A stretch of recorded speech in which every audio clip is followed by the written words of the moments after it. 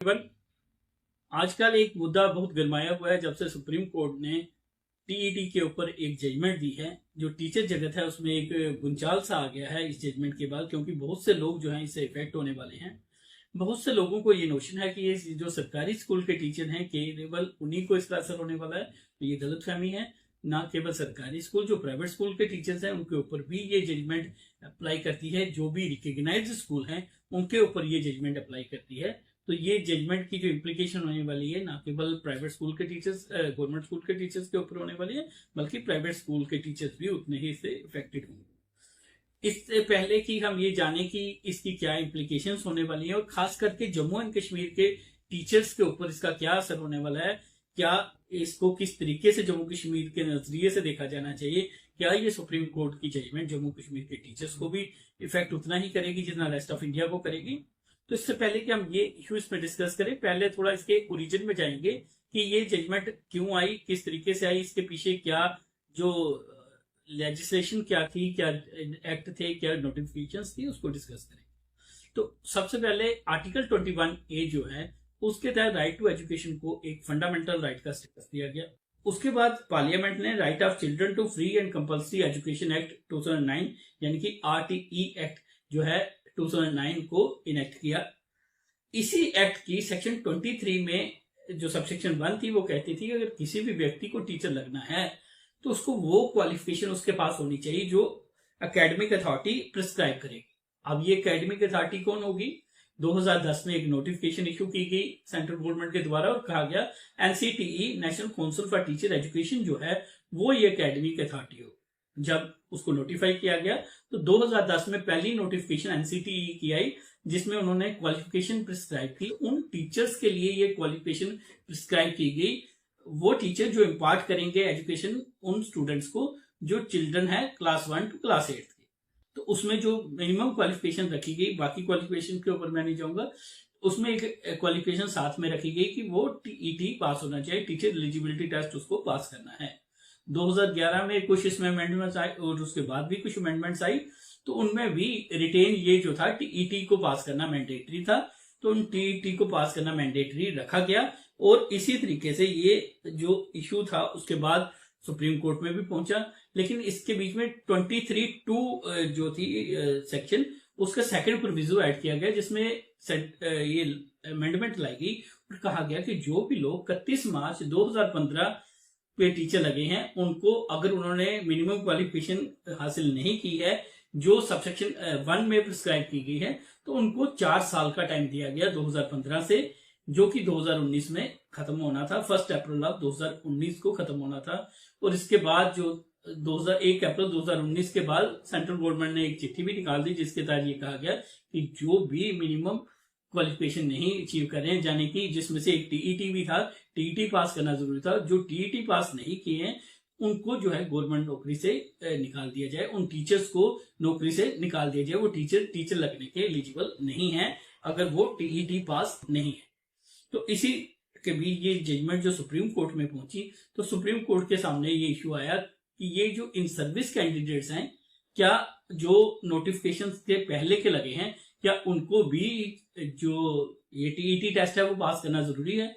तो supreme court ने सारे लॉ को समराइज करते हुए ये कहा कि प्रमोशन जो होती है, अपॉइंटमेंट केवल इनिशियल अपॉइंटमेंट नहीं होती, जब आप प्रमोशन लेते हैं दैट इज आल्सो अपॉइंटमेंट। तो सुप्रीम कोर्ट ने कहा जितने भी इन सर्विस कैंडिडेट्स हैं उनको जब प्रमोशन लेनी है तब तो ये पास करना ही करना है TET, क्योंकि प्रमोशन इज एन अपॉइंटमेंट। तो जब भी आपको अपॉइंटमेंट लेनी है तो TET आप पास होने चाहिए, इसलिए प्रमोशन के टाइम तो आपको TET पास करना ही है। साथ ही साथ सुप्रीम कोर्ट ने यह कहा कि जितने भी इन सर्विस कैंडिडेट्स हैं irrespective of length of their service, वो जितने भी हैं उन सभी को जो TET पास करना पड़ेगा। अगर वो TET पास नहीं करते हैं तो इसके कॉन्सिक्वेंसेज भी सुप्रीम कोर्ट ने बताए।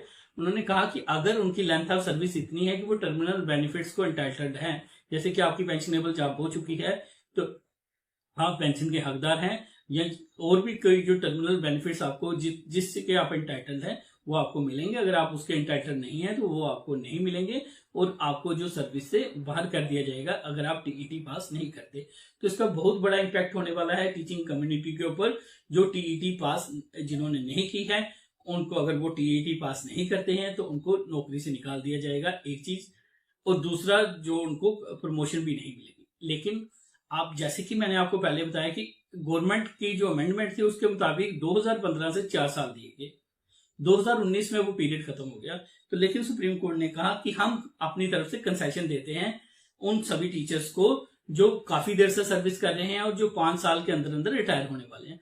सुप्रीम कोर्ट ने कहा वो टीचर्स जो 5 साल के अंदर सुपरएनुएट होने वाले हैं, रिटायर होने वाले हैं, तो उनको टीईटी टेस्ट पास करना एलिजिबल नहीं होगा, वो नौकरी कर सकते हैं। लेकिन अगर वो प्रमोशन सीख करते हैं, इन दैट सिनेरियो उनको भी टीईटी पास करना पड़ेगा। बिना टीईटी पास किए वो प्रमोशन के हकदार नहीं होंगे, चाहे उनकी सर्विस के सिर्फ 5 साल ही क्यों ना बचे।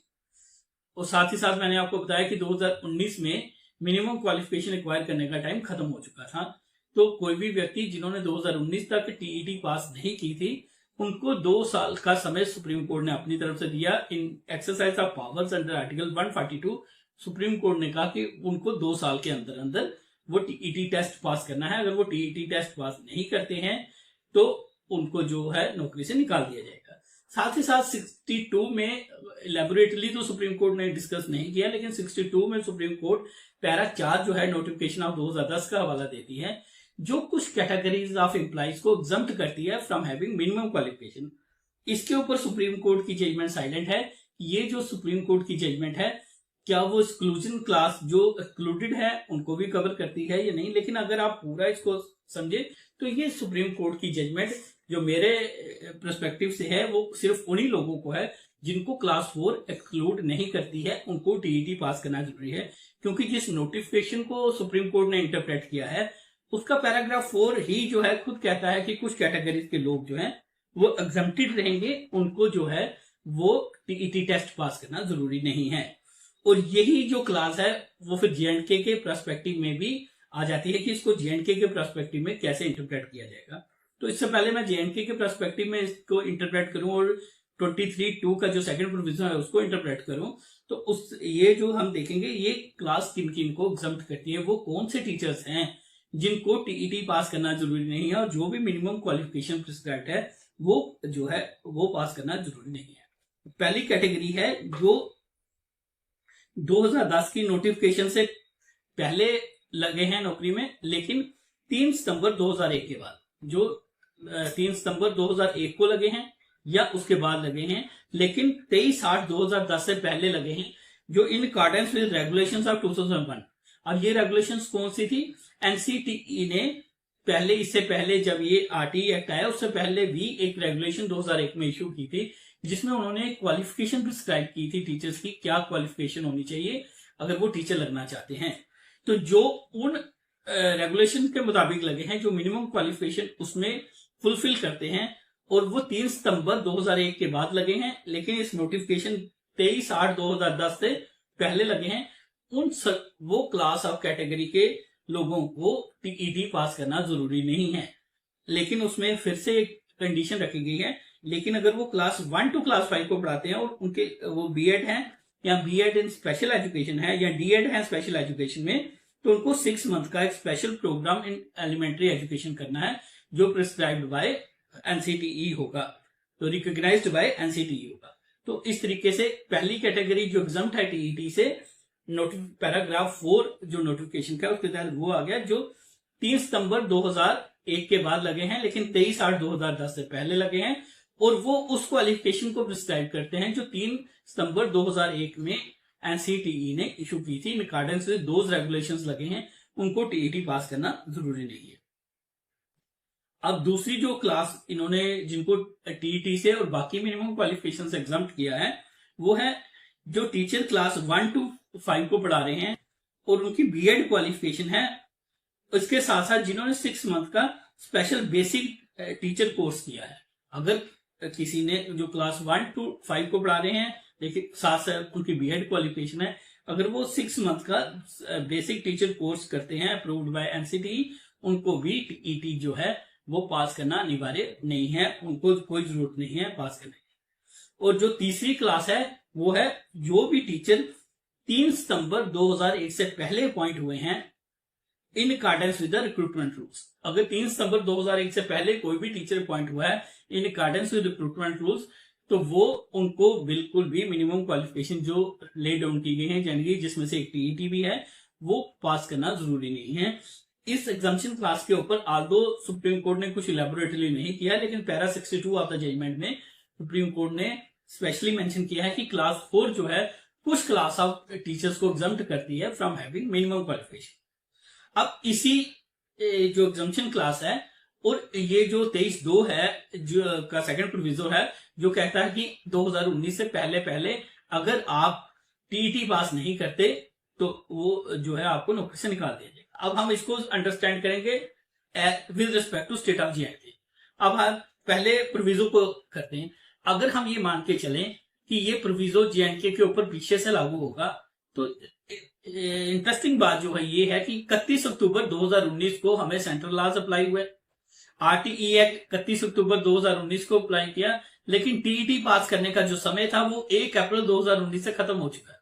अगर सुप्रीम कोर्ट कंसेशन नहीं देती है, अगर हम मानते हैं आर्टिकल 142 को इन्वोक करके सुप्रीम कोर्ट फर्दर 2 साल नहीं देती, तो इन दैट सिनेरियो जेएंडके वालों का टीचर्स का टाइम ये एक्ट लागू होने से 6 महीने पहले ही खत्म हो चुका था। तो ये जो है जेएनके के पर्सपेक्टिव में ये देखना पड़ेगा कि ये जो अप्लाई किया 2019 में हमें सारी notifications act RT act apply हुआ, तो इन दैट सिनेरियो इसको उस एंगल से देखना पड़ेगा कि ये 2019 से पहले के लोग जो जेएनके के हैं वो एग्जाम्प्ट होने चाहिए। उसके दूसरा रीजन जो मैं देने जा रहा हूं, जो मैंने आपको थर्ड कैटेगरी बताई पैरा 4 में, वो कहती है कि अगर आप 3 सितंबर 2001 से पहले लगे हैं तो आपको टीईटी पास करना जरूरी नहीं है। अब इसके पीछे का लॉजिक क्या है, 3 सितंबर 2001 क्यों चुना गया?